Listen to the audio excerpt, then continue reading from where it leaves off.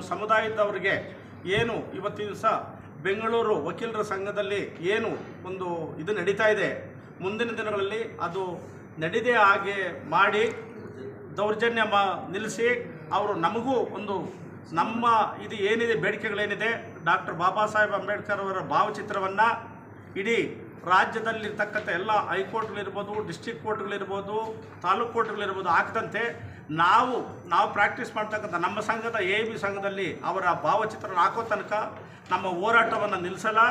ಯಾವುದೇ ಕಾರಣಕ್ಕೂ ನಾವು ಇದಕ್ಕೆ ಯಾರೂ ಬಗ್ಗೋದಿಲ್ಲ. ನಾವು ಬಾಬಾ ಸಾಹೇಬ್ ಅಂಬೇಡ್ಕರ್ ಅವರ ಒಂದು ಇದು ಏನಿದೆ ಅದರ ಒಂದು ದಾರಿಯಲ್ಲಿ ನಾವು ಹೋಗ್ತೀವಿ ಅಂತ ಈ ಒಂದು ವೇದಿಕೆ ಮುಖಾಂತರ ಒಂದು ಮೆಸೇಜನ್ನು ಇವತ್ತಿನ ದಿವಸ ಪಾಸ್ ಮಾಡ್ತಾ ಇದ್ದೀವಿ. ಸಂಘಟನೆ ಬಲಪಡಿಸಬೇಕು ಅಂದರೆ ಏನಾದರೂ ಬಲಪಡಿಸಬೇಕಾದ್ರೆ ನಾವು ಬೇರೆ ಎಲ್ಲ ಜಿಲ್ಲೆಗಳು ತಾಲೂಕುಗಳಲ್ಲಿ ಹೋಗಿ ಕೆಲವು ಸುಮಾರು 10 ಜಿಲ್ಲೆಗಳಲ್ಲಿ ಹೋಗಿ ನಾವು ತಾಲೂಕುಗಳಲ್ಲಿ ಒಂದು 30 ತಾಲೂಕುಗಳಲ್ಲಿ ಒಂದು ಸಂಘಟನೆಗಳನ್ನು ಈಗಾಗಲೇ ಮಾಡಿದ್ದೀವಿ. ಆ ಸಂಘಟನೆ ಪದಾಧಿಕಾರಿಗಳನ್ನು ಮಾಡ್ಕೊಂಡಿದ್ದೀವಿ. ಬರೀ ಇದು ಬೆಂಗಳೂರಿಗೆ ಮಾತ್ರ ಸೀಮಿತ ಅಲ್ಲ, ಇಡೀ ರಾಜ್ಯಕ್ಕೆ ಎಲ್ಲ ಜಿಲ್ಲೆಗಳು ತಾಲೂಕುಗಳು ಎಲ್ಲದಕ್ಕೂ ಒಂದು ಮೀಸಲು ಅಂತ ಹೇಳ್ತೀವಿ ನಾವು. Okay sir, thank you sir. Petition ಬಗ್ಗೆ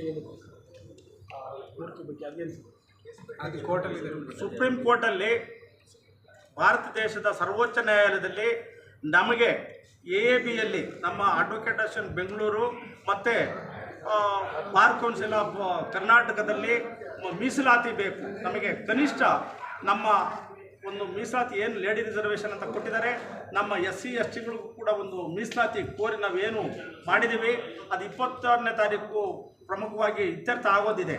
23ನೇ ತಾರೀಕು ಸುಪ್ರೀಂ ಕೋರ್ಟಲ್ಲಿ ಲಿಸ್ಟ್ ಆಗಿದೆ. ಅದು ಲಿಸ್ಟ್ ನಂಬರ್ 70 ಅದು ಆಗಿದೆ, ಇದೇ ಸೀರಿಯಲ್ ನಂಬರ್ 70 ಅದು ಆಗ್ಬೋದು ಅನ್ನೋ ಒಂದು ಆಸೆ ಆಕಾಂಕ್ಷೆ ನಮ್ಮಲ್ಲಿದೆ. ಇದು ನಮ್ಮ ರಾಜ್ಯಕ್ಕೆ ಮಾತ್ರ ಇಲ್ಲ, ಸುಪ್ರೀಂ ಕೋರ್ಟಲ್ಲಾದರೆ ಇಡೀ ರಾಷ್ಟ್ರದ ಎಲ್ಲ ರಾಜ್ಯಗಳಿಗೂ ಎಲ್ಲ ಜಿಲ್ಲೆಗಳಿಗೂ ಇದು ಅನ್ವಯಿಸ್ತಕ್ಕಂಥದ್ದು. ಅದರಿಂದ ನಾವು ಆ ಒಂದು ಆದೇಶನ ಅಪೇಕ್ಷೆ ಪಡ್ತಾ ಇದ್ದೀವಿ. ಸರ್, ಸರ್ಕಾರದಿಂದ ಏನಾದ್ರು ಅನುದಾನಗಳು ಬೆಂಬಲಗಳೇನಾದರೂ ಈ ಬಡ್ಜೆಟ್ಟಲ್ಲಿ ಈ ಮುಂದಿನ ಬಡ್ಜೆಟ್ಟಲ್ಲಿ ನಮ್ಮ ಕಾಂಗ್ರೆಸ್ ಸರ್ಕಾರ ಏನಿದೆ ಅವರು ನಮ್ಗೆ ಆಶ್ವಾಸನೆ ಕೊಟ್ಟಿದ್ದಾರೆ.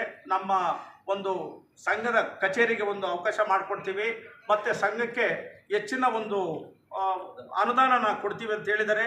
ಅದರಂತೆ ನಾವು ನಮ್ಮ ಭಾಗದ ಎಲ್ಲ ವಕೀಲ ಮಿತ್ರರಿಗೆ ಆಯಾ ತಾಲೂಕಿರ್ಬೋದು, ಜಿಲ್ಲೆಗಳಿರ್ಬೋದು, ಅಲ್ಲಿ ಯಾರು ನಮ್ಮ ವಕೀಲರುಗಳು ಅನಾನುಕೂಲವಾಗಿದ್ದಾರೆ ಅವರಿಗೆ ಮನೆ ಮಾಡ್ಕೊಳ್ಳೋದಕ್ಕೆ ಒಂದು ವ್ಯವಸಾಯಕ್ಕೆ ಅನುಕೂಲ ಆಗೋ ರೀತಿ ಒಂದು ಗ್ರಾಂಟ್ಗಳನ್ನು ಕೊಡಬೇಕು ಅಂತಲೂ ನಾವು ಕೇಳ್ಕೊಂಡಿದ್ದೀವಿ. ಮುಂದಿನ ಬಡ್ಜೆಟಲ್ಲಿ ಇದು ಮಾಡ್ಕೊಂಡಿದ್ದೀವಿ. Thank you sir.